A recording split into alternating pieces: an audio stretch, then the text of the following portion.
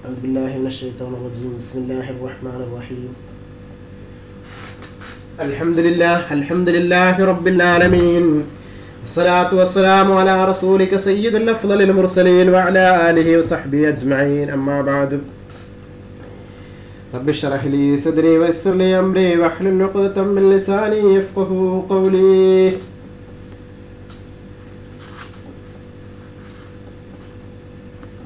പ്രിയപ്പെട്ട സഹോദരന്മാരെ, സഹോദരികളെ, വിദ്യാർത്ഥികളെ, സഹോദരന്മാരെ, പ്രിയപ്പെട്ട ശ്രോതാക്കളെ, അസ്സലാമു അലൈക്കും വറഹ്മത്തുള്ളാഹി വബറകാതുഹു. പ്രവാചക പ്രഭു മുഹമ്മദ് മുസ്തഫ സല്ലല്ലാഹു അലൈഹി വസല്ലമയുടെ തിരുവചനങ്ങൾ ഉൾക്കൊള്ളുന്ന മഹത് ഗ്രന്ഥമായ റിയാദുസ് സ്വാലിഹീൻ എന്ന ഗ്രന്ഥത്തിന്റെ വിവരണമാണ് നമ്മൾ കഴിഞ്ഞ ദിവസങ്ങളിലൊക്കെ തുടർന്നു കൊണ്ടിരുന്നത്. ഇന്ന് അത് 15-ാം ദിവസത്തിലേക്ക് പ്രവേശിച്ചിരിക്കുകയാണ്. അല്ലാഹുവിന്റെ അനുഗ്രഹത്താൽ വിജ്ഞാനം പഠിക്കാനുള്ള ഒരു ചവിട്ടുപടിയായി ഇതിനെ നാം എല്ലാവരും ഉപയോഗപ്പെടുത്തണമെന്ന് അഭ്യർത്ഥിക്കുന്നതിനോടൊപ്പം തന്നെ അനന്തമായിരിക്കുന്ന വിജ്ഞാനത്തിന്റെ വിഹായസിലേക്ക് തുറന്നു തരുന്ന ചെറിയൊരു വെളിച്ചം മാത്രമാണിത്. അതുകൊണ്ട് സഹോദരങ്ങളെ, വിശുദ്ധമാക്കപ്പെട്ട വിശുദ്ധ ഖുർആനിനെയും അതുപോലെ തന്നെ ഹദീസിനെയും ഒക്കെ പഠിക്കാൻ നമ്മൾ ഓരോരുത്തരും തയ്യാറാകേണ്ടിയിരിക്കുന്നു. പ്രവാചക പ്രഭു മുഹമ്മദ് മുസ്തഫ സല്ലല്ലാഹു അലൈഹി വസല്ലം നമ്മളോട് കൽപ്പിച്ചതെന്ത്, പ്രവാചകൻ സല്ലല്ലാഹു അലൈഹി വസല്ലം നമുക്കായി വിട്ടേച്ചു പോയതെന്ത് എന്നൊക്കെ മനസ്സിലാക്കാൻ നമ്മൾ പ്രവാചകന്റെ അനുയായികളായ നമ്മൾ ബാധ്യസ്ഥരാണ്. അതുകൊണ്ട് സഹോദരങ്ങളെ, ആ ബാധ്യത നമ്മൾ നിറവേറ്റുവാൻ പ്രവാചകൻ സല്ലല്ലാഹു അലൈഹി വസല്ലം പറഞ്ഞ കാര്യങ്ങൾ പഠിച്ചുകൊണ്ട് എന്താണ് ആ കാര്യങ്ങളെന്ന് മറ്റുള്ളവരിലേക്ക് എത്തിച്ചു കൊടുക്കുകയും ചെയ്യണം. അത് നമ്മുടെ ബാധ്യതയാണ്, നമ്മുടെ കടമയാണ്. നമുക്ക് പല കടമകളുണ്ട്. ആ കടമകളൊക്കെ നമ്മൾ നിർവഹിക്കുന്നതോടൊപ്പം തന്നെ ദുന്യവിയായ ജീവിതങ്ങൾക്ക് വേണ്ടിയിട്ട് പല കടമകളും നമ്മൾ നിർവഹിച്ചു പോരുന്നു. എന്നാൽ അല്ലാഹു സുബ്ഹാനഹു വ തആല അവിടുത്തെ ഹബീബായ മുത്ത് മുഹമ്മദ് മുസ്തഫ സല്ലല്ലാഹു അലൈഹി വസല്ലമയിലൂടെ നമുക്ക് നൽകിയ വിജ്ഞാനത്തിന്റെ കോശം നമ്മൾ ആരെങ്കിലും പഠിച്ചോ? വിജ്ഞാനത്തെക്കുറിച്ച് നമ്മൾ ആരെങ്കിലും വല്ലതും അറിഞ്ഞോ? ഈ ലോകത്തെക്കുറിച്ച്, അള്ളാഹുവിന്റെ കലാമിനെ കുറിച്ച് അള്ളാഹു സുബ്ഹാനഹു വ തആല തന്നെ പറയുന്നു, ഈ പ്രപഞ്ചത്തിലെ വെള്ളം മുഴുവൻ മഷിയാക്കിയാലും പ്രപഞ്ചത്തിലെ മരങ്ങൾ മുഴുവൻ പേനയാക്കിയായി എഴുതിയാലും എന്റെ കലാമിൽ നിന്ന് തീരുന്നില്ല എന്ന്. സത്യമല്ലേ സഹോദരങ്ങളെ? ഇതുവരെ എഴുതപ്പെട്ടതും ഇപ്പോൾ എഴുതിക്കൊണ്ടിരിക്കുന്നതും എന്നാൽ നാളെ എഴുതാനിരിക്കുന്നതുമൊക്കെ അള്ളാഹുവിന്റെ കലാമുമായിട്ട് ബന്ധമുള്ളതാണ്. അതാണ് സത്യം. എന്ത് കണ്ടുപിടുത്തങ്ങൾ കൊണ്ടുവന്നാലും അതൊക്കെ അള്ളാഹുവിന്റെ കലാമുമായിട്ട്, അള്ളാഹുവിന്റെ വിശുദ്ധ ഖുർആനുമായിട്ട് താരതമ്യം ചെയ്തു നോക്കൂ നിങ്ങൾ. അള്ളാഹുവിന്റെ ഖുർആനുമായിട്ട് ഒരു ചെറിയ ബന്ധം, ചെറിയതല്ല, അതിനേക്കാൾ അപ്പുറമായ ബന്ധം നമുക്ക് കാണാൻ സാധിക്കും.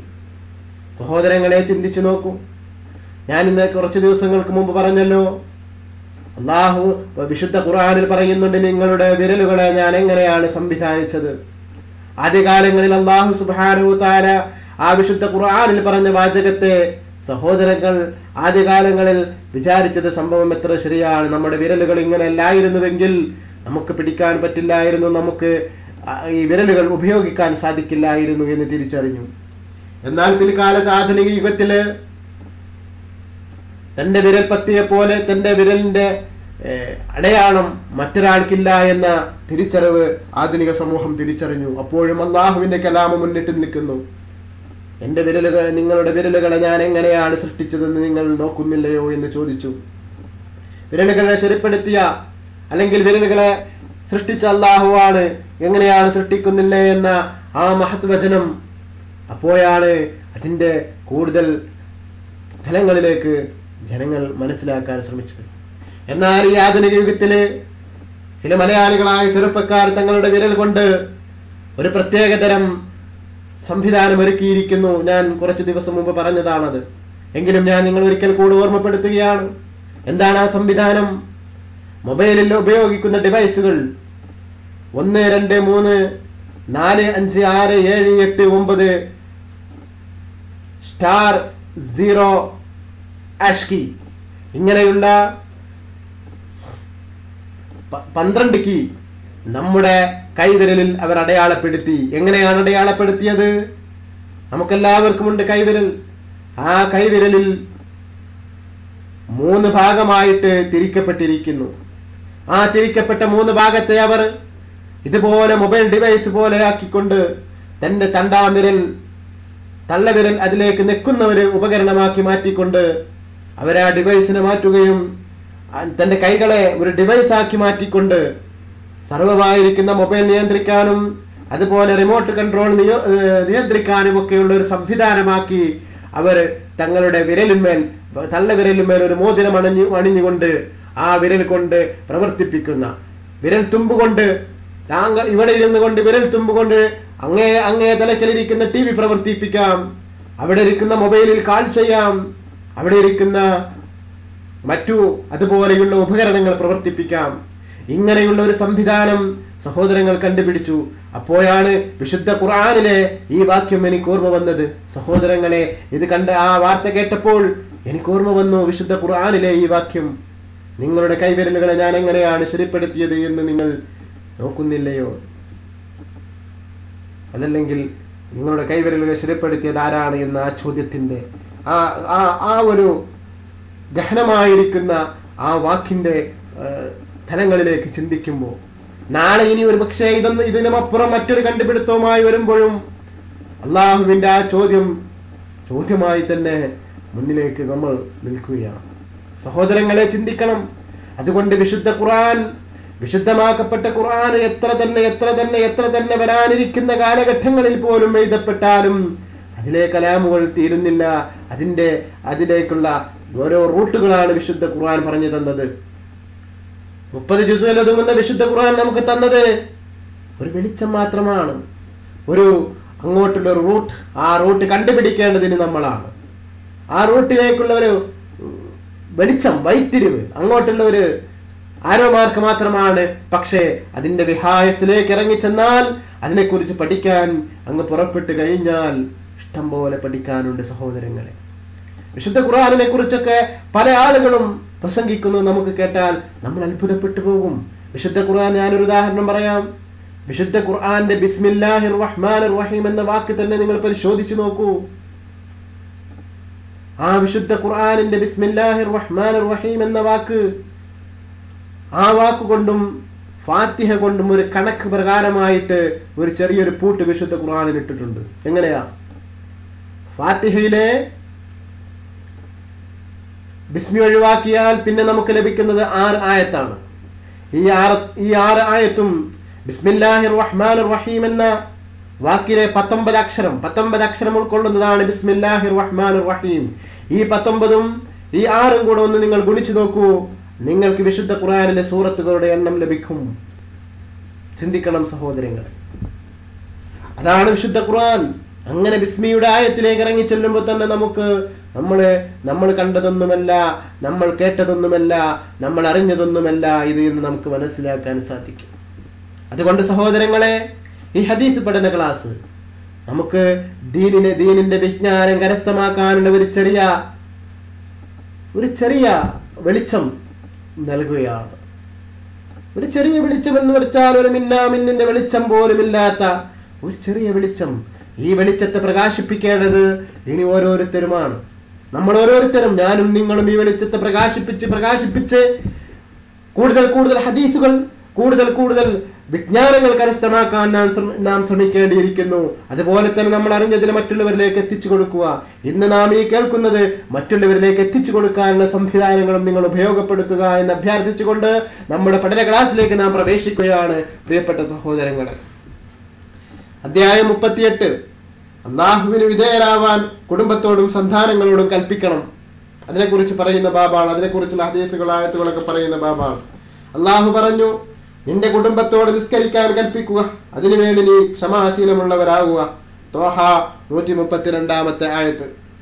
സത്യവിശ്വാസികളെ, നിങ്ങളുടെ ശരീരത്തെയും കുടുംബത്തെയും നരകാഗ്നിയിൽ നിന്ന് കാത്തു സൂക്ഷിക്കുവിൻ. അതിൽ കത്തിക്കപ്പെടുന്നത് മനുഷ്യരും കല്ലുമാണ്. തഹ്രീം സൂറത്ത് 6 ആയത്ത്. അബൂ ഹുറൈറ റളിയല്ലാഹു അൻഹു നിവേദനം, അലി റളിയല്ലാഹു അൻഹുവിന്റെ മകൻ ഹസൻ റളിയല്ലാഹു അൻഹു സകാത്തിന്റെ കാരക്കയിൽ നിന്ന് ഒരെണ്ണം എടുത്ത് വായിലിട്ടു. അപ്പോൾ റസൂൽ സല്ലല്ലാഹു അലൈഹി വസല്ലമ, ഛേ അതെറിഞ്ഞു കളയൂ, സകാത്ത് മുതൽ നമുക്ക് ഭക്ഷിക്കാൻ പറ്റുകയില്ലെന്ന് നിനക്കറിയില്ലേ എന്ന് പറഞ്ഞു കുട്ടിയെ കർശനമായി വിലക്കി. മറ്റൊരു നിവേദനത്തിൽ ഈ സകാത്ത് നമുക്ക് അനുവദനീയമല്ല എന്നാണുള്ളത്. അന്ന് ഹസൻ റളിയല്ലാഹു അൻഹു കുട്ടിയായിരുന്നു എന്നാണ് പറയപ്പെടുന്നത്. ബുഖാരി 3280, മുസ്ലിം 1096 ഈ ഹദീസ് റിപ്പോർട്ട് ചെയ്യുന്നു. അബൂ ഹഫ്സ അഥവാ ഉമർ ബിൻ അബി സലാമ റളിയല്ലാഹു അൻഹു നിവേദനം, ഇദ്ദേഹം റസൂൽ സല്ലല്ലാഹു അലൈഹി വസല്ലമയുടെ ഭാര്യ ഉമ്മു സലമ റളിയല്ലാഹു അൻഹുവിന്റെ മുൻ വിവാഹത്തിലുള്ള മകനാണ്, അഥവാ പിറക്കാത്തവെന്നൊക്കെ നമ്മൾ പറയും. ഞാൻ റസൂൽ സല്ലല്ലാഹു അലൈഹി വസല്ലമയുടെ സംരക്ഷണത്തിലാണ് വളർന്നത്. അദ്ദേഹം പറയുകയാണ്, അബൂ ഹഫ്സ റളിയല്ലാഹു അൻഹു പറയുന്നു, ഞാൻ റസൂൽ സല്ലല്ലാഹു അലൈഹി വസല്ലമയുടെ സംരക്ഷണത്തിലാണ് വളർന്നത്. ഭക്ഷണം കഴിക്കുമ്പോൾ എന്റെ കൈ തലകയിൽ ചുറ്റിക്കൊണ്ടിരുന്നു. അപ്പോൾ റസൂൽ സല്ലല്ലാഹു അലൈഹി വസല്ലം പറഞ്ഞു, കുട്ടി, നീ ബിസ്മി ചൊല്ലുകയും വലതു കൈ കൊണ്ട് നിന്റെ അരികിൽ നിന്ന് മാത്രം കഴിക്കുകയും ചെയ്യണം. അതിനുശേഷം എന്റെ ഭക്ഷണ രീതി അങ്ങനെയായിരുന്നു. ബുഖാരി 9488, മുസ്ലിം 2022 ഈ ഹദീസ് റിപ്പോർട്ട് ചെയ്യുന്നു. ഇബ്നു ഉമർ റളിയല്ലാഹു അൻഹു നിവേദനം, റസൂൽ സല്ലല്ലാഹു അലൈഹി വസല്ലം പറഞ്ഞത് ഞാൻ കേട്ടു, നിങ്ങളെല്ലാവരും ഭരണ ചുമതലയുള്ളവരാണ്. ഇമാം ഭരണാധികാരിയാണ്, അവനോട് തന്റെ ഭരണീയരെ സംബന്ധിച്ച് ചോദിക്കും. പുരുഷൻ ഭരണാധികാരിയാണ്, തന്റെ ഭരണീയരെ സംബന്ധിച്ച് അവരും ചോദ്യം ചെയ്യപ്പെടും. സ്ത്രീ തന്റെ ഭർതൃഗ്രഹത്തിൽ ഭരണ ചുമതലയുള്ളവളാണ്, തന്റെ ഭരണീയരെ സംബന്ധിച്ച് അവളും ചോദ്യം ചെയ്യപ്പെടും. വേലക്കാരൻ ഭരണ ചുമതലയുള്ളവനാണ്, തന്റെ ചുമതലയെ സംബന്ധിച്ച് അവനും ചോദ്യം ചെയ്യപ്പെടും. നിങ്ങളെല്ലാവരും ഭരണാധികാരികളാണ്, തന്റെ ഭരണീയരെ സംബന്ധിച്ച് ഓരോരുത്തരും ചോദ്യം ചെയ്യപ്പെടും. ബുഖാരി 2317, മുസ്ലിം 1829 ഈ ഹദീസ് റിപ്പോർട്ട് ചെയ്യുന്നു. അംർ ബിൻ ശുഐബ് തന്റെ പിതാവിൽ നിന്നും, അദ്ദേഹം പിതാവ് അബ്ദുല്ലാഹ് റളിയല്ലാഹു അൻഹുവിൽ നിന്നും നിവേദനം, റസൂൽ സല്ലല്ലാഹു അലൈഹി വസല്ലം പറഞ്ഞു, 7 വയസ്സായാൽ നിങ്ങൾ മക്കളോട് നിസ്കരിക്കാൻ കൽപ്പിക്കണം. 10 വയസ്സായാൽ നിസ്കരിക്കുന്നില്ലെങ്കിൽ അവരടിക്കുകയും വേണം. അവര് വെവ്വേറെ ഉറക്കറയിലാണ് കിടത്തേണ്ടത്, കൂടെ കിടക്കാൻ അനുവദിക്കരുത്. അബൂ ദാവൂദ് 495. അബൂ സുറയ്യ റളിയല്ലാഹു അൻഹു സബറത്തു ബിൻ മഅബദ് റളിയല്ലാഹു അൻഹു നിവേദനം, റസൂൽ സല്ലല്ലാഹു അലൈഹി വസല്ലം പറഞ്ഞു, 7 വയസ്സായാൽ നിങ്ങൾ കുട്ടികൾക്ക് നിസ്കാരം പഠിപ്പിക്കണം. 10 വയസ്സായാൽ അത് ഉപേക്ഷിച്ചതിന് അവരെ അടിക്കുകയും വേണം. അബൂ ദാവൂദ് 494, തിർമിദി 407. അടുത്തത് അധ്യായം 39, അയൽക്കാരോടുള്ള കടമയും വസിയത്തും. അള്ളാഹു പറഞ്ഞു, നിങ്ങൾ അള്ളാഹുവിനെ ആരാധിക്കുക, അവനോട് ഒന്നിനെയും പങ്കു ചേർക്കരുത്. മാതാപിതാക്കൾ, കുടുംബക്കാർ, അനാഥകൾ, അഗതികൾ, ബന്ധുക്കളായ അയൽക്കാർ, അന്യരായ അയൽക്കാർ, സുഹൃത്തുക്കൾ, വഴിയാത്രക്കാർ, നിങ്ങളുടെ അധീനതയിലുള്ളവർ അഥവാ അടിമകൾ, മൃഗങ്ങൾ, മറ്റു ജീവികൾ എന്നിവയ്ക്കെല്ലാം ഉപകാരം ചെയ്യണം. നിസാ സൂറത്തിലെ 36-ാമത്തെ ആയത്ത്. ഇബ്നു ഉമർ റളിയല്ലാഹു അൻഹു ആയിഷ റളിയല്ലാഹു അൻഹ നിവേദനം, റസൂൽ സല്ലല്ലാഹു അലൈഹി വസല്ലം പറഞ്ഞു, അയൽവാസിക്ക് അനന്തര സ്വത്തിന്റെ വരെ അവകാശമുണ്ട് എന്ന് തോന്നിപ്പോകും വിധം ജിബ്രീൽ അലൈഹിസ്സലാം അയൽവാസികളെ സംബന്ധിച്ച് എന്നോട് വസിയത്ത് ചെയ്തുകൊണ്ടിരുന്നു. ബുഖാരി 10:369, 370, മുസ്ലിം 2624, 2625 ഈ ഹദീസ് റിപ്പോർട്ട് ചെയ്യുന്നു. അബൂദർ റളിയല്ലാഹു അൻഹു നിവേദനം, അബൂദറെ, നീ കറി പാകം ചെയ്യുമ്പോൾ അതിൽ കൂടുതൽ വെള്ളം ചേർത്തുകൊണ്ട് അയൽക്കാരെ കൂടി പരിഗണിക്കണമെന്ന് ഒരിക്കൽ റസൂൽ സല്ലല്ലാഹു അലൈഹി വസല്ലം എന്നോട് പറഞ്ഞു. മുസ്ലിം 4:2225. മറ്റൊരു നിവേദനത്തിലുള്ളത്, എന്റെ സ്നേഹിത റസൂൽ സല്ലല്ലാഹു അലൈഹി വസല്ലം എന്നോട് ഉപദേശിച്ചു, നീ കറി പാകം ചെയ്യുമ്പോൾ കൂടുതൽ വെള്ളം ചേർത്ത് അയൽക്കാരെ കൂടി പരിഗണിക്കുകയും ന്യായപ്രകാരം അവർക്ക് കൂടി അത് പകർന്നു കൊടുക്കുകയും വേണം. അബൂ ഹുറൈറ റളിയല്ലാഹു അൻഹു നിവേദനം, അല്ലാഹുവാണേ അവർ മുഅ്മിനാവുകയില്ല, അല്ലാഹുവാണേ അവർ മുഅ്മിനാവുകയില്ല, അല്ലാഹുവാണേ അവർ മുഅ്മിനാവുകയില്ല എന്നൊരിക്കൽ നബി സല്ലല്ലാഹു അലൈഹി വസല്ലം ആവർത്തിച്ചു പറഞ്ഞു. അപ്പോൾ അവരെന്ന് അങ്ങ് പറഞ്ഞത് ആരെക്കുറിച്ചാണ് റസൂലേ എന്നൊരാൾ ചോദിച്ചു. ഏതൊരാളുടെ ശല്യത്തിന് അയൽക്കാരന് നിർഭയത്വമില്ലയോ അവരെന്നായിരുന്നു നബി സല്ലല്ലാഹു അലൈഹി വസല്ലമയുടെ പ്രതികരണം. അഥവാ ഏതൊരാളാണ് അയൽവാസിയുടെ ശല്യം കൊണ്ട് പേടിയോടെ കിടന്നുറങ്ങുന്നത്, അവനെ കുറിച്ചാണ് റസൂൽ സല്ലല്ലാഹു അലൈഹി വസല്ലം അങ്ങനെ പറഞ്ഞത്. സഹോദരങ്ങളെ, ചിന്തിക്കുക. നമ്മുടെ അയൽവാസികളെയൊക്കെ നമ്മൾ മാന്യമായിട്ട് അയൽവാസികളോട് പെരുമാറുക. ബുഖാരി 10:370, 371, മുസ്ലിം 46 ഈ ഹദീസ് റിപ്പോർട്ട് ചെയ്യുന്നു. മുസ്ലിം നിവേദനം, ആരുടെ ശല്യത്തിൽ നിന്ന് അവന്റെ അയൽക്കാരൻ നിർഭയനല്ലയോ അവൻ സ്വർഗത്തിൽ പ്രവേശിക്കുകയില്ല എന്ന് കൂടെയുണ്ട്. അബൂ ഹുറൈറ റളിയല്ലാഹു അൻഹു നിവേദനം, റസൂൽ സല്ലല്ലാഹു അലൈഹി വസല്ലം പറഞ്ഞു, മുസ്ലിം സ്ത്രീകളെ, നിങ്ങളാരും തന്റെ അയൽക്കാരിയുടെ ധർമ്മത്തെ നിസാരമാക്കരുത്, അത് ഒരാട്ടിൻ കുളമ്പാണെങ്കിലും ശരി. ബുഖാരി 10:372, മുസ്ലിം 1030 ഈ ഹദീസ് റിപ്പോർട്ട് ചെയ്യുന്നു. അബൂ ഹുറൈറ റളിയല്ലാഹു അൻഹു നിവേദനം, റസൂൽ സല്ലല്ലാഹു അലൈഹി വസല്ലം പറഞ്ഞു, അയൽക്കാരൻ മതിലിൽ ഒരു മരത്തടി ചാരി വെക്കുന്നത് നിങ്ങളാരും തടയരുത്.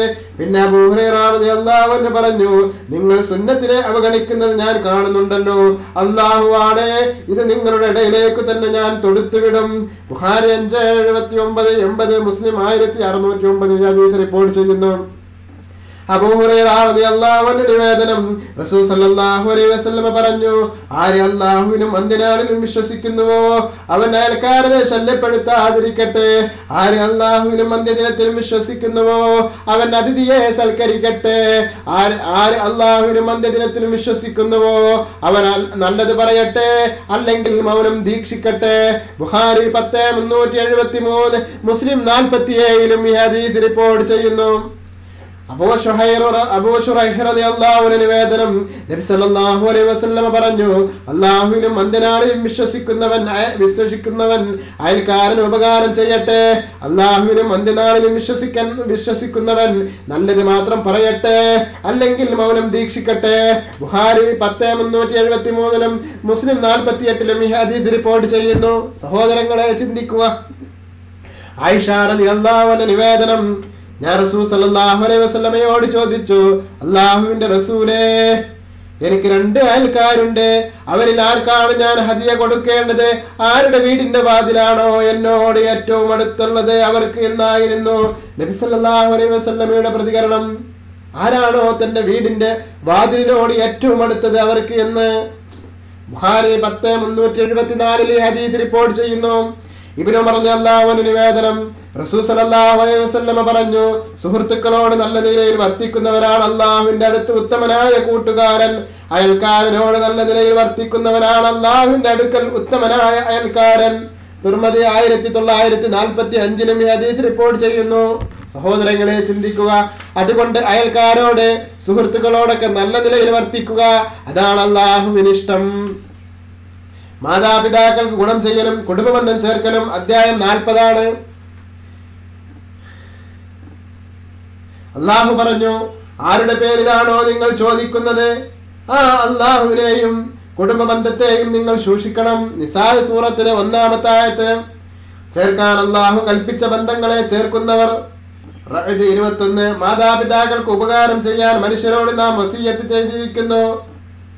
അവന് അല്ലാഹു അല്ലാതെ ആരെയും നിങ്ങൾ ആരാധിക്കരുത്. മാതാപിതാക്കൾക്ക് ഉപകാരം ചെയ്യണം.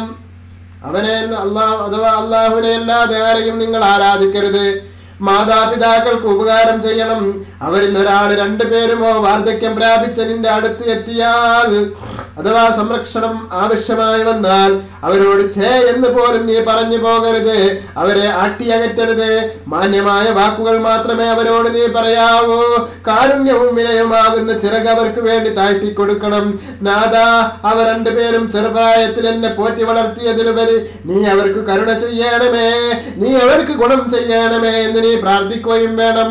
ഇസ്രാ 23-24. സഹോദരങ്ങളെ, ചിന്തിക്കുക.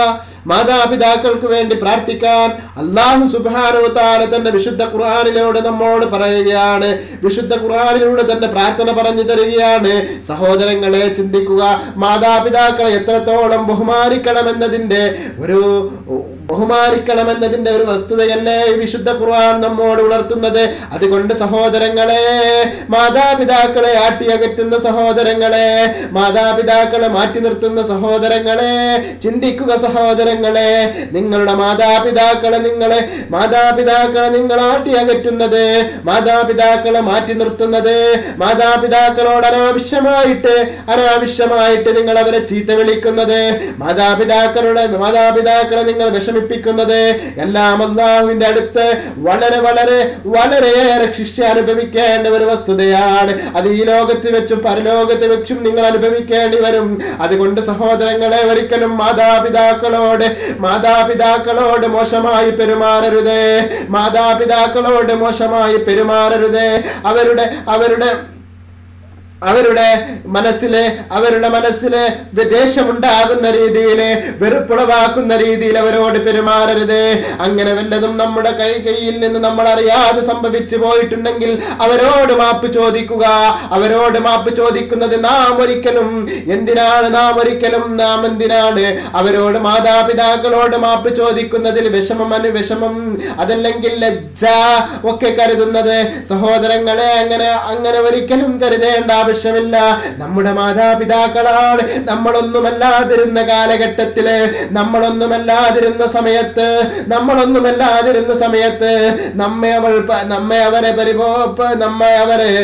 നമ്മെ അവരെ പോറ്റി വളർത്തി. എങ്ങനെയാണ് അവർ വളർത്തിയത്? മാതാവിന്റെ ഗർഭാശയത്തിലായിരുന്നപ്പോ അവരെന്തൊക്കെയാണ് സഹിച്ചത്? അവരെത്രയോ സഹിച്ചില്ലേ? അവരെന്തെല്ലാമോ സഹിച്ചില്ലേ? അവർക്ക് ഭക്ഷണം കഴിക്കാൻ പറ്റുമായിരുന്നോ? അവർക്ക് ഭക്ഷണം കഴിക്കാൻ പറ്റില്ലായിരുന്നല്ലോ.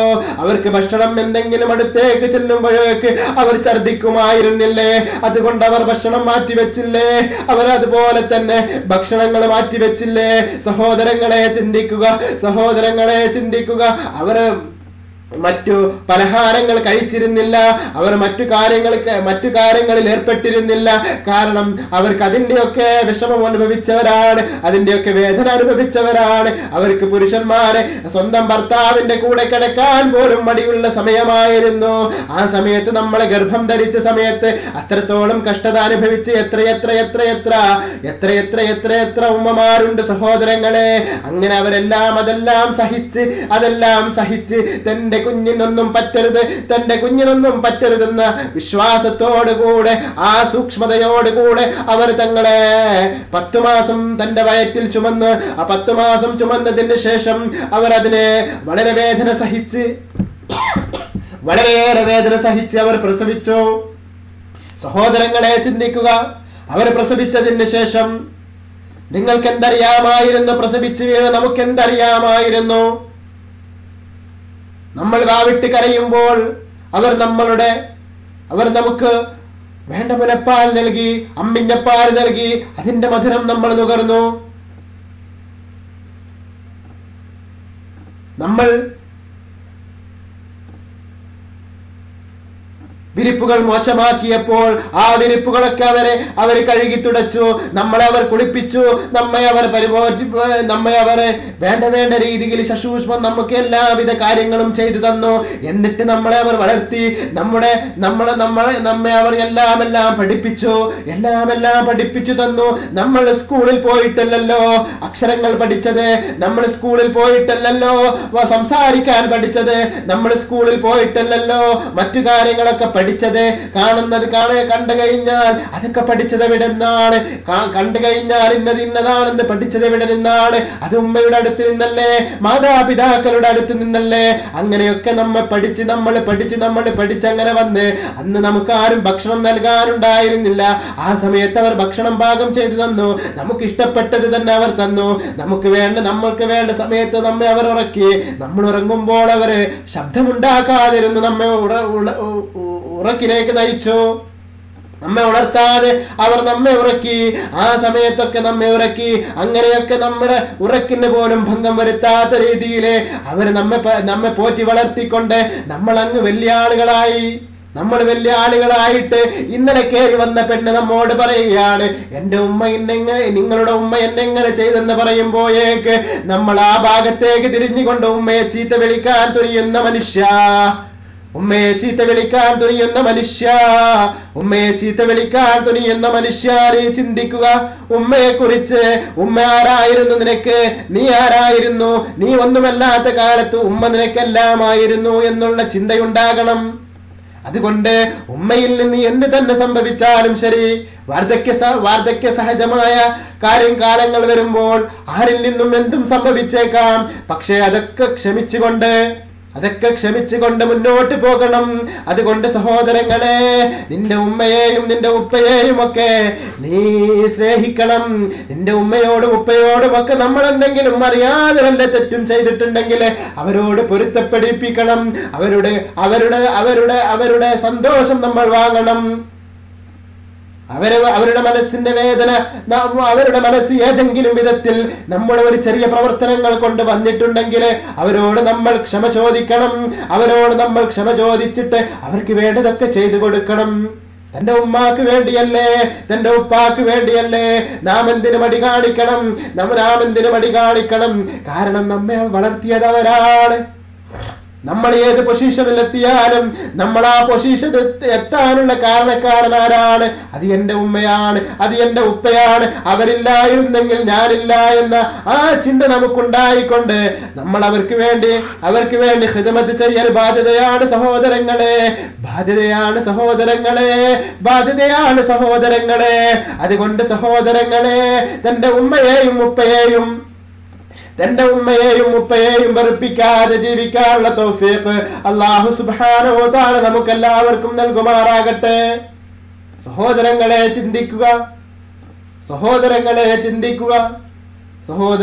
ചിന്തിക്കുക.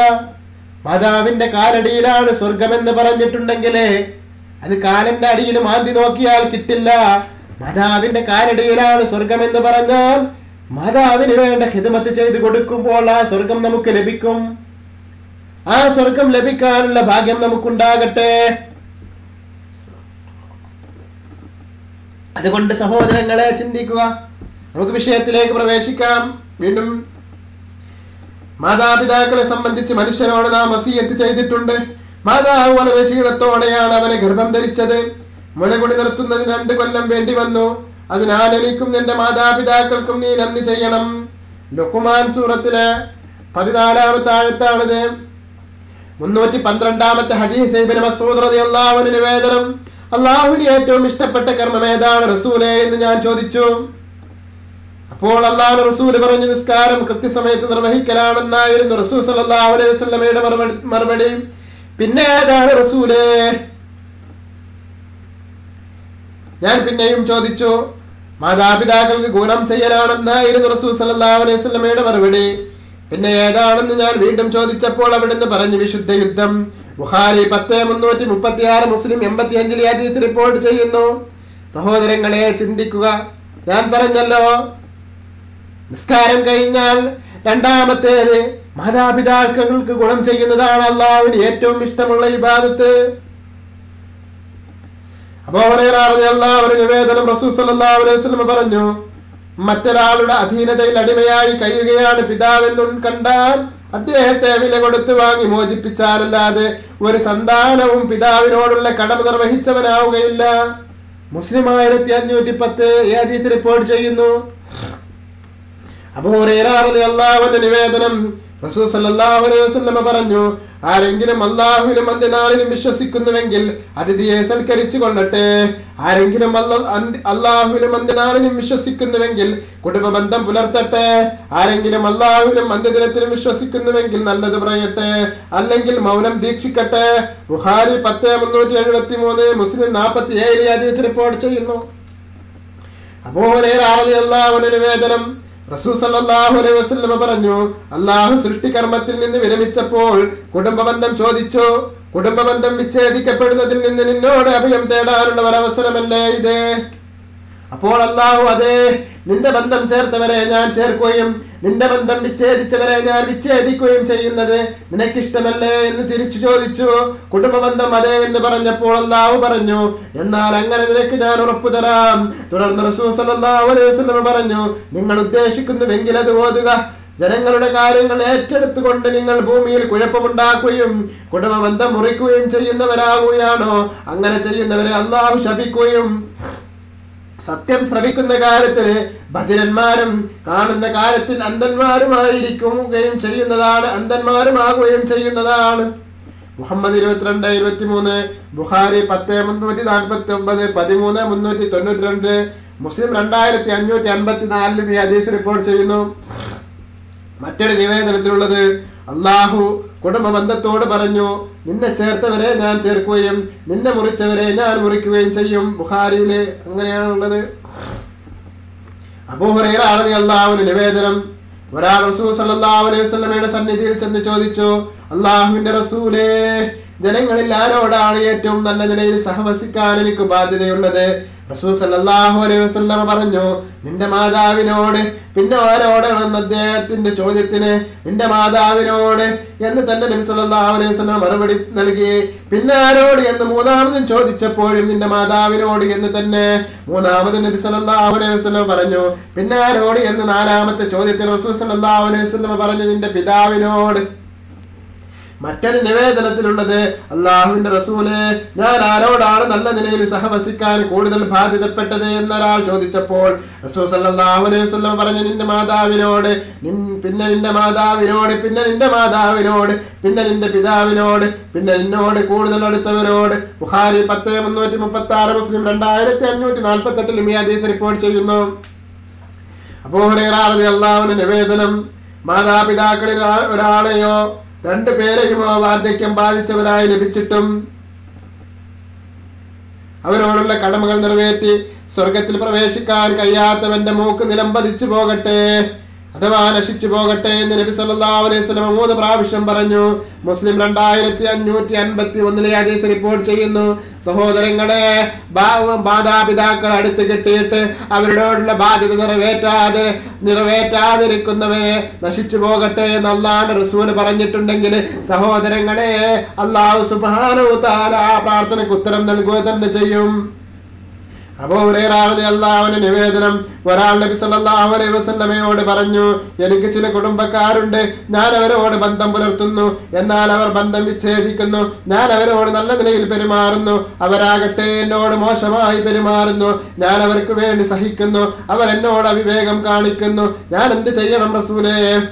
അപ്പോൾ നബി സല്ലല്ലാഹു അലൈഹി വസല്ലമ പറഞ്ഞു, കാര്യം നീ പറഞ്ഞതുപോലെ തന്നെയാണെങ്കിൽ നീ അവരെ ചൂടുള്ള ചാരം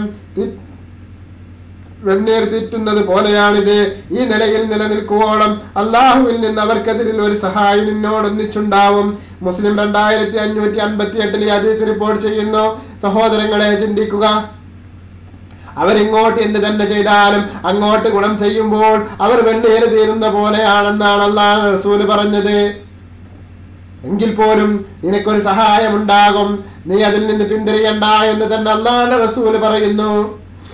അനസ് റളിയല്ലാഹു അൻഹു നിവേദനം, റസൂൽ സല്ലല്ലാഹു അലൈഹി വസല്ലം പറഞ്ഞു, ഉപജീവനത്തിൽ സുഭിക്ഷത കൈവരാനും ദീർഘായുസ് ലഭിക്കാനും ആശിക്കുന്നവർ കുടുംബബന്ധം നിലനിർത്തിക്കൊള്ളട്ടെ. ഉപജീവനത്തിൽ സുഭിക്ഷത കൈവരാനും ദീർഘായുസ് ലഭിക്കാനും ആശിക്കുന്നവർ കുടുംബബന്ധം നിലനിർത്തിക്കൊള്ളട്ടെ. ബുഖാരി 10:348, മുസ്ലിം 2557 ഈ ഹദീസ് റിപ്പോർട്ട് ചെയ്യുന്നു. അബ്ദുല്ലാഹി ഇബ്നു അംർ ബിൻ ഹാസിർ റളിയല്ലാഹു അൻഹു നിവേദനം, നബി സല്ലല്ലാഹു അലൈഹി വസല്ലമയുടെ സന്നിധിയിൽ ഒരാൾ വന്ന് പറഞ്ഞു, അല്ലാഹുവിന്റെ പ്രതിഫലം കാംക്ഷിച്ച് ഹിജ്റ പോകാമെന്നും വിശുദ്ധ യുദ്ധത്തിൽ പങ്കെടുക്കാമെന്നും അങ്ങയോട് ഞാൻ പ്രതിജ്ഞ ചെയ്യുന്നു. അപ്പോൾ റസൂൽ സല്ലല്ലാഹു അലൈഹി വസല്ലം അയാളോട് ചോദിച്ചു, നിന്റെ മാതാപിതാക്കളിൽ ആരെങ്കിലും ജീവിച്ചിരിപ്പുണ്ടോ?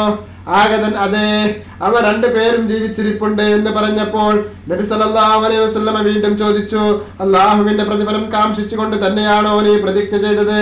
ആഗതൻ അതെ എന്ന് പറഞ്ഞപ്പോൾ നബി സല്ലല്ലാഹു അലൈഹി വസല്ലം പറഞ്ഞു, എന്നാൽ നീ മാതാപിതാക്കളുടെ അടുത്ത് ചെന്ന് അവരോട് നല്ല ബന്ധം സ്ഥാപിക്കുക. ബുഖാരി 6:97, 98, 10:338, മുസ്ലിം 2549 ഈ ഹദീസ് റിപ്പോർട്ട് ചെയ്യുന്നു. മറ്റൊരു നിവേദനത്തില് ഒരാൾ നബി സല്ലല്ലാഹു അലൈഹി വസല്ലമയോട് യുദ്ധത്തിന് അനുമതി തേടി. അപ്പോൾ റസൂൽ സല്ലല്ലാഹു അലൈഹി വസല്ലം അയാളോട് നിന്റെ മാതാപിതാക്കൾ ജീവിച്ചിരിപ്പുണ്ടോ എന്ന് ചോദിച്ചു. ആഗതൻ അതെ എന്ന് പറഞ്ഞപ്പോൾ റസൂൽ സല്ലല്ലാഹു അലൈഹി വസല്ലം പറഞ്ഞു, എന്നാൽ നീ അവരുടെ പരിചരണത്തിന് ധർമ്മയുദ്ധം ചെയ്യുക. സഹോദരങ്ങളെ, ചിന്തിക്കുക, വാളെടുത്ത് യുദ്ധം ചെയ്യലല്ല ഏറ്റവും വലിയ യുദ്ധം. തന്റെ മാതാപിതാക്കളോട് വേണ്ട കടമകൾ നിർവഹിക്കലാണ്, അവരോടുള്ള ബാധ്യതകൾ നിർവഹിക്കലാണ് ഏറ്റവും വലിയ യുദ്ധമെന്ന് ആരംഭ നബിയുന ഖാല റസൂലുള്ളാഹി സ്വല്ലല്ലാഹു അലൈഹി വസല്ലം ഈ ഹദീസിലൂടെ നമുക്ക് വെളിവാക്കി തരികയാണ്. അബ്ദുല്ലാഹ് റളിയല്ലാഹു അൻഹു നിവേദനം, റസൂൽ സല്ലല്ലാഹു അലൈഹി വസല്ലം പറഞ്ഞു, പ്രത്യുപകാരം ചെയ്യുന്നവൻ യഥാർത്ഥത്തിൽ കുടുംബബന്ധം പുലർത്തുന്നവനല്ല, കുടുംബബന്ധം മുറിക്കപ്പെടുമ്പോൾ അത് ചേർക്കുന്നവനാണ് കുടുംബബന്ധം പുലർത്തുന്നവൻ. ബുഖാരി 10:355. ആയിഷ റളിയല്ലാഹു അൻഹ നിവേദനം, നബി സല്ലല്ലാഹു അലൈഹി വസല്ലം പറഞ്ഞു, കുടുംബബന്ധം അർശിൽ ബന്ധിക്കപ്പെട്ടിരിക്കുന്നു. എന്നോട് ബന്ധം പുലർത്തുന്നവനെ അള്ളാഹു സ്വർഗത്തിലേക്ക് ചേർക്കട്ടെ, എന്നോട് ബന്ധം വിച്ഛേദിക്കുന്നവനെ അള്ളാഹു സ്വർഗത്തിനെ തൊട്ട് വിച്ഛേദിക്കട്ടെ എന്ന് അത് സദാസമയവും പ്രാർത്ഥിച്ചുകൊണ്ടിരിക്കുന്നു. ബുഖാരി 10:350, മുസ്ലിം 2555 ഹദീസ് റിപ്പോർട്ട് ചെയ്യുന്നു. മൈമൂന ബിൻത്ത് ഹാരിസ് റളിയല്ലാഹു അൻഹ നിവേദനം, ഈ മഹദി തന്റെ ഒരു ദാസിയെ നബി സല്ലല്ലാഹു അലൈഹി വസല്ലമയോട് അനുവാദം ചോദിക്കാതെ അടിമത്തത്തിൽ നിന്ന് മോചിപ്പിച്ചു. പിന്നീട് നബി സല്ലല്ലാഹു അലൈഹി വസല്ലം അവരുടെ അടുത്ത് ചെന്നപ്പോൾ, ഞാൻ എന്റെ അടിമ സ്ത്രീയെ മോചിപ്പിച്ചത് അങ്ങ് അറിഞ്ഞില്ലേ എന്ന് ചോദിച്ചു. നീ അങ്ങനെ ചെയ്തോ എന്ന് നബി സല്ലല്ലാഹു അലൈഹി വസല്ലം ചോദിച്ചപ്പോൾ അവർ അതെ എന്ന് പറഞ്ഞു. അപ്പോൾ നബി സല്ലല്ലാഹു അലൈഹി വസല്ലം പറഞ്ഞു, അവളെ നിന്റെ മാതുലന്മാർക്ക് ദാനം ചെയ്യുകയായിരുന്നെങ്കിൽ ഇതിനേക്കാൾ പ്രതിഫലം ലഭിക്കുമായിരുന്നു. ബുഖാരി 5:161, മുസ്ലിം 999 ഹദീസ് റിപ്പോർട്ട് ചെയ്യുന്നു. അസ്മാ റളിയല്ലാഹു അൻഹ നിവേദനം, ബഹുദൈവ വിശ്വാസിനിയായ എന്റെ മാതാവ് റസൂൽ സല്ലല്ലാഹു അലൈഹി വസല്ലമയുടെ കാലത്ത് ഒരു ദിവസം എന്നെ സന്ദർശിച്ചു. അപ്പോൾ ഞാൻ റസൂൽ സല്ലല്ലാഹു അലൈഹി വസല്ലമയോട് ചോദിച്ചു, എന്റെ മാതാവ് പാരിതോഷികം ആഗ്രഹിച്ചു വന്നിരിക്കുന്നു, എനിക്ക് അവരുമായി ബന്ധം പുലർത്താൻ പറ്റുമോ? റസൂൽ സല്ലല്ലാഹു അലൈഹി വസല്ലം പറഞ്ഞു, അതെ, മാതാവുമായി നീ ബന്ധം പുലർത്തുക. ബുഖാരി 5:170, 172, 10:346, 347, മുസ്ലിം 1003 ഹദീസ് റിപ്പോർട്ട് ചെയ്യുന്നു. സഹോദരങ്ങളെ, ചിന്തിക്കുക, ബഹുദൈവ വിശ്വാസിയായിട്ട് പോലും, മാതാവ് മുസ്ലിം അല്ലാതെ നിന്നിട്ട് പോലും അവളോട് ബന്ധം പുലർത്താൻ അല്ലാഹുവിന്റെ റസൂൽ കൽപ്പിക്കുന്നു. സൈനബ റളിയല്ലാഹു അൻഹ നിവേദനം, ഇബ്നു മസ്ഊദിന്റെ ഭാര്യ, സ്ത്രീ സമൂഹമേ, നിങ്ങളുടെ ആഭരണങ്ങളിൽ നിന്ന് എന്തെങ്കിലും ധർമ്മം ചെയ്യുക എന്ന് ഒരു ദിവസം നബി സല്ലല്ലാഹു അലൈഹി വസല്ലം പ്രഖ്യാപിച്ചപ്പോൾ ഞാൻ എന്റെ ഭർത്താവ് ഇബ്നു മസ്ഊദിനെ സമീപിച്ചു. ഞാൻ ഇബ്നു മസ്ഊദ് എന്ന എന്റെ ഭർത്താവിനെ സമീപിച്ചു, നിങ്ങൾ സാമ്പത്തിക ശേഷിയില്ലാത്ത ആളാണല്ലോ, റസൂൽ സല്ലല്ലാഹു അലൈഹി വസല്ലം ഞങ്ങളോട് ധർമ്മം ചെയ്യാൻ ആജ്ഞാപിച്ചിട്ടുണ്ട്, അതിനാൽ നിങ്ങൾക്ക് ഞാൻ തരുന്നത് ധർമ്മമായി പരിഗണിക്കുമോ എന്ന് നിങ്ങൾ റസൂൽ സല്ലല്ലാഹു അലൈഹി വസല്ലമയോട് ചെന്ന് ചോദിക്കണമെന്ന് അപേക്ഷിച്ചു. പരിഗണിക്കില്ലെങ്കിൽ മറ്റാർക്കെങ്കിലും ഞാനത് നൽകാമെന്നും പറഞ്ഞു. എന്നാൽ ഇബ്നു മസ്ഊദ് റളിയല്ലാഹു അൻഹു അതിന് തയ്യാറായില്ല. അദ്ദേഹം പറഞ്ഞു, ഞാൻ ചോദിക്കില്ല, നീ തന്നെ റസൂൽ സല്ലല്ലാഹു അലൈഹി വസല്ലമയോട് ചോദിച്ചറിഞ്ഞു കൊള്ളുക. അങ്ങനെ ഞാൻ റസൂലിന്റെ അരികിലേക്ക് പുറപ്പെട്ടു. അവിടെ എത്തിയപ്പോൾ ഒരു അൻസാരി സ്ത്രീ വാതിക്കൽ നിൽപ്പുണ്ടായിരുന്നു. അവരുടെയും എന്റെയും ആവശ്യം ഒന്ന് തന്നെയായിരുന്നു. റസൂൽ സല്ലല്ലാഹു അലൈഹി വസല്ലം ഗാംഭീര്യം സ്മരിക്കുന്ന ഭാവത്തിലായിരുന്നപ്പോൾ, അതിനാൽ നേരിട്ട് ചെന്ന് ചോദിക്കാൻ ഞങ്ങൾക്ക് ഭയം. അപ്പോൾ ബിലാൽ റളിയല്ലാഹു അൻഹു ഞങ്ങളുടെ അരികിലേക്ക് വന്നു. ഞങ്ങൾ അദ്ദേഹത്തോട് പറഞ്ഞു, താങ്കൾ റസൂൽ സല്ലല്ലാഹു അലൈഹി വസല്ലമയെ സമീപിച്ചു. വാതിൽക്ക് 2 സ്ത്രീകൾ നിൽപ്പുണ്ടെന്നും സ്വന്തം ഭർത്താക്കന്മാർക്ക് സംരക്ഷണത്തിന്മേലുള്ള അനാഥകൾക്കും ധർമ്മം ചെയ്താൽ, സ്വന്തം ഭർത്താക്കന്മാർക്കും സംരക്ഷണത്തിനുള്ള അനാഥകൾക്കും ധർമ്മം ചെയ്താൽ അത് ധർമ്മമായി പരിഗണിക്കുമോ എന്ന കാര്യമറിയാണ് അവർ വന്നതെന്നും പറയണം, ഞങ്ങൾ ആരാണെന്ന് പറയരുത്. ഉടനെ ബിലാൽ റളിയല്ലാഹു അൻഹു റസൂൽ സല്ലല്ലാഹു അലൈഹി വസല്ലമയുടെ അരികിൽ ചെന്നു കാര്യം പറഞ്ഞു. അപ്പോൾ ആരാണ് ഇങ്ങനെ ചോദിച്ചതെന്ന് റസൂൽ സല്ലല്ലാഹു അലൈഹി വസല്ലം പറഞ്ഞു. ഒരു അൻസാരി സ്ത്രീയും സൈനബയെ ചോദിച്ചപ്പോൾ റസൂൽ സല്ലല്ലാഹു അലൈഹി വസല്ലം ചോദിച്ചപ്പോൾ ബിലാൽ റളിയല്ലാഹു അൻഹു പറഞ്ഞു, ഒരു അൻസാരി സ്ത്രീയും സൈനബയുമാണെന്ന് ബിലാൽ പറഞ്ഞു. ഏത് സൈനബ എന്ന് റസൂൽ ചോദിച്ചു. അബ്ദുല്ലയുടെ ഭാര്യ സൈനബ എന്ന് ബിലാൽ റളിയല്ലാഹു അൻഹു വ്യക്തമാക്കി കൊടുത്തു. അപ്പോൾ റസൂൽ സല്ലല്ലാഹു അലൈഹി വസല്ലം പറഞ്ഞു, അങ്ങനെ കൊടുത്താൽ അവർക്ക് 2 പ്രതിഫലമുണ്ട്, ഒന്ന് കുടുംബക്കാരെ പരിഗണിച്ചതിന്, 2 ധർമ്മം ചെയ്തതിന്. ബുഖാരി 3:259, 260, മുസ്ലിം 1000-ലും ഈ ഹദീസ് റിപ്പോർട്ട് ചെയ്യുന്നു. സഹോദരങ്ങളെ ചിന്തിക്കുക. സ്വന്തം ഭർത്താവിന്റെ ധർമ്മം ചെയ്യുന്നത് സ്ത്രീകൾ സ്വന്തം ഭർത്താവിന്റെ ധർമ്മം ചെയ്താൽ അതിന് അള്ളാഹുവിന്റെ അടുത്ത് 2 പ്രതിഫലമുണ്ടെന്ന് ആരംഭ നബിയുനാ ഖാല റസൂലുള്ളാഹി. സ്വന്തം സംരക്ഷണത്തിലുള്ള അനാഥകൾക്ക് ധർമ്മം ചെയ്താലും 2 പ്രതിഫലമുണ്ടെന്ന് ആരംഭ നബിയുനാ ഖാല റസൂലുള്ളാഹി സ്വല്ലല്ലാഹു അലൈഹി വസല്ലം നമ്മെ പഠിപ്പിക്കുകയാണ്. സഹോദരങ്ങളെ ചിന്തിക്കുക സുഹൃത്തുക്കളെ. അബൂ സുഫിയാൻ റളിയല്ലാഹു അൻഹു നിവേദനം ഈ ഹദീസ് 4-ാം അധ്യായത്തിൽ വിശദമായിട്ട് കൊടുത്തിട്ടുണ്ട്. അതിന്റെ ഭാഗങ്ങളാണ് ഇവിടെ കൊടുക്കുന്നത്. അദ്ദേഹം നബി സല്ലല്ലാഹു അലൈഹി വസല്ലം നിങ്ങളോട് നിർദ്ദേശിക്കുന്നത് എന്താണ്? അല്ലാഹുവിനെ മാത്രമേ ആരാധിക്കാവൂ, നിസ്കരിക്കണം, സത്യം പറയണം, നിഷിദ്ധങ്ങളിൽ നിന്ന് സംശുദ്ധരാകണം, കുടുംബ ബന്ധം പുലർത്തണം എന്നൊക്കെയാണ് അദ്ദേഹം നിർദ്ദേശിക്കുന്നതെന്നായിരുന്നു അബൂ സുഫിയാന്റെ പ്രതികരണം. ബുഖാരി 1:34, മുസ്ലിം 1773 ഈ ഹദീസ് റിപ്പോർട്ട് ചെയ്യുന്നു. അബൂ ദർ റളിയല്ലാഹു അൻഹു നിവേദനം റസൂൽ സല്ലല്ലാഹു അലൈഹി വസല്ലം പറഞ്ഞു, ഖീറാത്ത് പ്രചാരത്തിലുള്ള ഒരു നാട് നിങ്ങൾ കീഴടക്കും.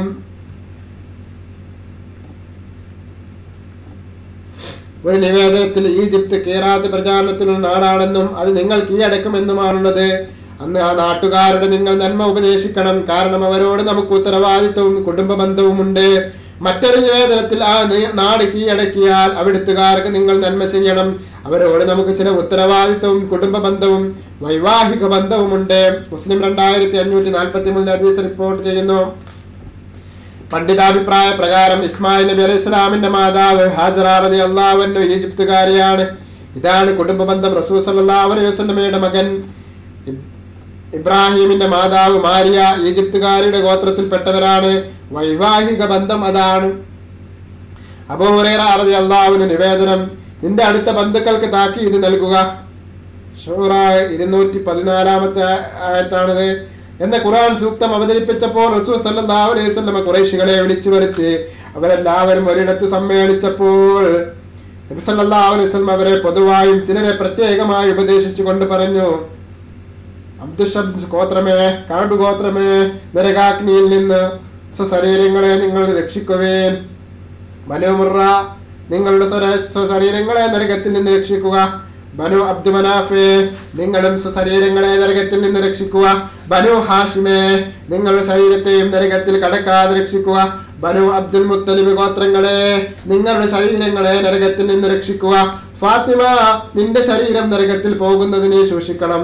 അള്ളാഹുവിന്റെ ശിക്ഷയിൽ നിന്ന് നിങ്ങളെ തടയാൻ എനിക്ക് സ്വയം കഴിവില്ല, പക്ഷേ നിങ്ങളുമായി എനിക്ക് കുടുംബ ബന്ധമുണ്ട്. അതിന് ഞാൻ വെള്ളം നനയ്ക്കും, അഥവാ അത് ഞാൻ പുലർത്തുക തന്നെ ചെയ്യും. മുസ്ലിം 204 ഹദീസ് റിപ്പോർട്ട് ചെയ്യുന്നു. സഹോദരങ്ങളെ ചിന്തിക്കുക. അംർ ഇബ്നു ആസ് റളിയല്ലാഹു അൻഹു നിവേദനം, റസൂൽ സല്ലല്ലാഹു അലൈഹി വസല്ലം പരസ്യമായി പറഞ്ഞത് ഞാൻ കേട്ടിട്ടുണ്ട്, ഇന്ന വ്യക്തിയുടെ പരമ്പര എന്റെ രക്ഷാധികാരികളല്ല, നിശ്ചയം അല്ലാഹുവും സജ്ജനങ്ങളായ സത്യവിശ്വാസികളുമാണ് എന്റെ രക്ഷാധികാരികൾ. പക്ഷേ അവരുമായുള്ള കുടുംബ ബന്ധം ഞാൻ പുലർത്തുക തന്നെ ചെയ്യും. ബുഖാരി 10:350, 354, മുസ്ലിം 215 ഈ ഹദീസ് റിപ്പോർട്ട് ചെയ്യുന്നു. ഖാലിദ് ഇബ്നു സയ്യിദ് റളിയല്ലാഹു അൻഹു നിവേദനം, അല്ലാഹുവിന്റെ റസൂലേ, സ്വർഗത്തിൽ പ്രവേശിക്കാനും നരകത്തിൽ നിന്ന് രക്ഷപ്പെടാൻ ഉപയുക്തമായ കർമ്മങ്ങൾ എനിക്ക് പറഞ്ഞു തന്നാലും എന്ന് ഒരാൾ നബി സല്ലല്ലാഹു അലൈഹി വസല്ലമയോട് ആവശ്യപ്പെട്ടു. അപ്പോൾ നബി സല്ലല്ലാഹു അലൈഹി വസല്ലമ പറഞ്ഞു, നീ അല്ലാഹുവിനെ മാത്രം ആരാധിക്കുക, അവനോട് ഒന്നിനെയും പങ്കു ചേർക്കാതിരിക്കുക, നിസ്കാരം യഥാവിധി നിർവഹിക്കുക, സകാത്ത് അവകാശികൾക്ക് യഥാവിധി കൊടുക്കുക, കുടുംബ ബന്ധം പുലർത്തുകയും ചെയ്യുക. ബുഖാരി 3:208, 209, മുസ്ലിം 13 ഹദീസ് റിപ്പോർട്ട് ചെയ്യുന്നു. സൽമാൻ ഇബ്നു ആമിർ റളിയല്ലാഹു അൻഹു നിവേദനം, നബി സല്ലല്ലാഹു അലൈഹി വസല്ലം പറഞ്ഞു, നിങ്ങൾ കാരക്ക കൊണ്ട് നോമ്പ് തുറക്കുക, അത് ബറക്കത്താണ്. കാരക്ക ലഭിച്ചില്ലെങ്കിൽ വെള്ളമാണ് ഉത്തമം, അത് അഴുക്കുകളെ ശുദ്ധിയാക്കും. അഗതിക്ക് ധർമ്മം ചെയ്താൽ ധർമ്മത്തിന്റെ പ്രതിഫലം ലഭിക്കും. എന്നാൽ കുടുംബാംഗമായ അഗതിക്ക് ധർമ്മം ചെയ്യുമ്പോൾ 2 പ്രതിഫലമുണ്ട്. 1 ധർമ്മം ചെയ്തതിന്റെ പ്രതിഫലം, 2 കുടുംബ ബന്ധം ചേർത്തതിന്റെ പ്രതിഫലം. തിർമിദി 658.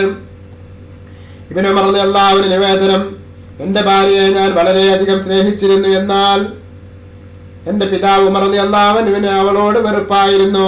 അവളെ ത്വലാഖ് ചൊല്ലണമെന്ന് അദ്ദേഹം എന്നോട് പറഞ്ഞു. ഞാൻ അതിന് വിസമ്മതിച്ചപ്പോൾ അദ്ദേഹം നബി സല്ലല്ലാഹു അലൈഹി വസല്ലമയോട് കാര്യം പറഞ്ഞു. അവിടെ തൊലാഖ് ചെല്ലാനായിരുന്നപ്പോൾ റസൂൽ സല്ലല്ലാഹു അലൈഹി വസല്ലമയുടെ നിർദ്ദേശം അബൂദാവൂദ് 5138, തിർമിദി 1189 ഈ ഹദീസ് റിപ്പോർട്ട് ചെയ്യുന്നു.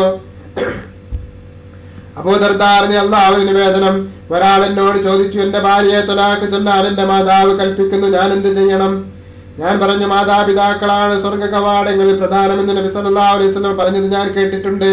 നിനക്ക് ആ വാതിൽ സൂക്ഷിക്കുകയോ കൈയ്യുകയോ എന്ത് വേണമെങ്കിലും ആകാം. തിർമിദി 1901 ഈ ഹദീസ് റിപ്പോർട്ട് ചെയ്യുന്നു. ബറാ ഇബ്നു ആസിബ് റളിയല്ലാഹു അൻഹു നിവേദനം, നബി സല്ലല്ലാഹു അലൈഹി വസല്ലം പറഞ്ഞു, മാതൃ സഹോദരി മാതാവിന്റെ സ്ഥാനത്താണ്. തിർമിദി 1905 ഈ ഹദീസ് റിപ്പോർട്ട് ചെയ്യുന്നു.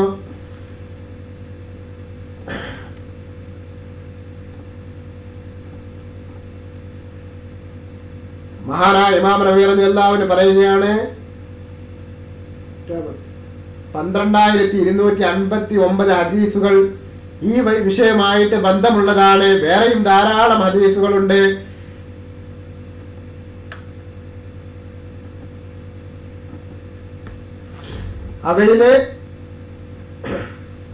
അവയിൽ പ്രധാനപ്പെട്ടതും ഇസ്ലാമിന്റെ തത്വങ്ങൾ ഉൾക്കൊള്ളുന്നതുമായ ചില ഹദീസുകൾ പ്രതീക്ഷയുടെ അധ്യായത്തിൽ വരുന്നുണ്ട്.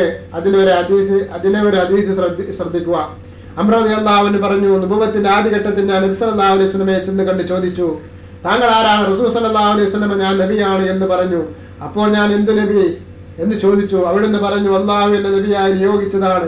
അപ്പോൾ ഞാൻ ചോദിച്ചു, എന്ത് സന്ദേശവുമായാണ് താങ്കളെ നിയോഗിച്ചിരിക്കുന്നത്? റസൂൽ സല്ലല്ലാഹു അലൈഹി വസല്ലം പറഞ്ഞു, കുടുംബ ബന്ധം പുലർത്തണമെന്നും ബിംബങ്ങൾ നശിപ്പിക്കണമെന്നും അല്ലാഹുവിന്റെ ഏകത്വം അംഗീകരിക്കണമെന്നും അവന് പങ്കുകാരെ ചേർക്കരുതെന്നും എന്നോട് നിർദ്ദേശിച്ചിരിക്കുന്നു. മുസ്ലിം 8832 ഈ ഹദീസ് റിപ്പോർട്ട് ചെയ്യുന്നു. സഹോദരങ്ങളെ, കുടുംബബന്ധം പുലർത്തുന്നതിന് വളരെയേറെ പ്രാധാന്യമാണ് വിശുദ്ധമാക്കപ്പെട്ട ഇസ്ലാം നമ്മോട് കൽപ്പിച്ചിട്ടുള്ളത്. അതുകൊണ്ട് സഹോദരങ്ങളെ, കുടുംബബന്ധം പുലർത്തുകയും മാതാപിതാക്കളോടുള്ള ബാധ്യത നിറവേറ്റുകയും ചെയ്യാതിരിക്കരുത്. അത് നമ്മൾ നിർവഹിക്കണം. നമ്മുടെ വീട്ടിലൊക്കെ ചെറിയ ചെറിയ ആഘോഷങ്ങളൊക്കെ നടക്കാറുണ്ട് പലപ്പോഴായിട്ട്. ഒരു പക്ഷേ തൊട്ടടുത്ത അയൽവക്കത്തുള്ള അല്ലെങ്കിൽ തൊട്ടപ്പുറത്തുള്ള അയൽവക്കത്തുള്ള അനുജന്റെ വീട്ടിലായിരിക്കും നമ്മുടെ ഉമ്മ അല്ലെങ്കിൽ നമ്മുടെ ഉപ്പ. അവർ വയസ്സായിട്ടുണ്ടാകും. ഒരു പക്ഷേ അവരങ്ങോട്ട് കൊണ്ടുവരുന്നതിൽ നിന്ന് നമ്മെ എന്തോ തടഞ്ഞു നിർത്തുന്ന പോലെ ഉണ്ടാകും. സഹോദരങ്ങളെ, അത്തരം സംഭവങ്ങളൊക്കെ വരുമ്പോൾ നമ്മുടെ മാതാപിതാക്കളെ നമ്മളെ വീട്ടിലേക്ക് കൊണ്ടുവന്ന് ആ സൽക്കാരത്തിലൊക്കെ പങ്കെടുപ്പിച്ച് തന്റെ മാതാവാണതെന്ന് മറ്റുള്ളവർക്ക് പരിചയപ്പെടുത്തി കൊടുക്കാൻ ഒരു മടിയും കാണിക്കരുത്. സഹോദരങ്ങളെ, അങ്ങനെ മടി കാണിക്കുന്നവരെ, അങ്ങനെ തന്റെ മാതാവിനെ മറ്റുള്ളവരിലേക്ക് പരിചയപ്പെടുത്തി കൊടുക്കുന്നതിന് മടി കാണിക്കുന്നവർക്ക്, തന്റെ പിതാവിനെ മറ്റുള്ളവരിലേക്ക് പരിചയപ്പെടുത്തി കൊടുക്കുന്നതിന് മടി കാണിക്കുന്നവര്, നിങ്ങൾ ചിന്തിക്കുക. അല്ലാഹുവിന്റെ റസൂൽ പറയുന്നു, വിശുദ്ധ യുദ്ധത്തെക്കാൾ മഹത്വം മാതാവിനെ ഖിദ്മത്ത് ചെയ്യലാണ്, പിതാവിന്റെ ഖിദ്മത്ത് ചെയ്യലാണ്. തനിക്കിഷ്ടപ്പെട്ടത് മാറ്റി നിർത്താൻ മാതാവ് ആവശ്യപ്പെട്ടാൽ, പിതാവ് ആവശ്യപ്പെട്ടാൽ അത് ചെയ്യലാണ്. അതാണ് ചെയ്യേണ്ടതെന്ന് അല്ലാഹുവിന്റെ റസൂൽ പറയുന്നു. പ്രിയപ്പെട്ട സഹോദരങ്ങളെ, ചിന്തിക്കുക. അതുകൊണ്ട് മാതാപിതാക്കളോടുള്ള കടമ, മാതാപിതാക്കളോടുള്ള ഉത്തരവാദിത്വം നാം നിർവഹിക്കുക. നമ്മുടെ കുടുംബ ബന്ധങ്ങളോടുള്ള ഉത്തരവാദിത്വം നാം നിർവഹിക്കുക. നമ്മുടെ അയൽപക്കക്കാരോടുള്ള ഉത്തരവാദിത്വം നമ്മൾ നിർവഹിക്കുക. അതൊരിക്കലും തന്നെ നമ്മെ തടഞ്ഞു വെക്കരുത് ആ നിർവഹണത്തിൽ നിന്ന്. നമ്മുടെ അഭിമാനം, നമ്മുടെ മാനം എന്നൊക്കെ ഉദ്ദേശിച്ച് ഇല്ലാത്ത ദുരഭിമാനം ഉണ്ടാക്കിക്കൊണ്ട് ഒരിക്കലും നമ്മൾ തന്നെ നമ്മുടെ കടമ നിർവഹിക്കുന്നതിൽ നിന്ന് തടഞ്ഞു വെക്കരുത് സഹോദരങ്ങളെ. അതുകൊണ്ട് ചിന്തിക്കുക സഹോദരങ്ങളെ, നമ്മുടെ കുടുംബ ബന്ധം പുലർത്തുക സഹോദരങ്ങളെ. നമ്മുടെ കുടുംബ ബന്ധം നമ്മൾ പുലർത്തുക.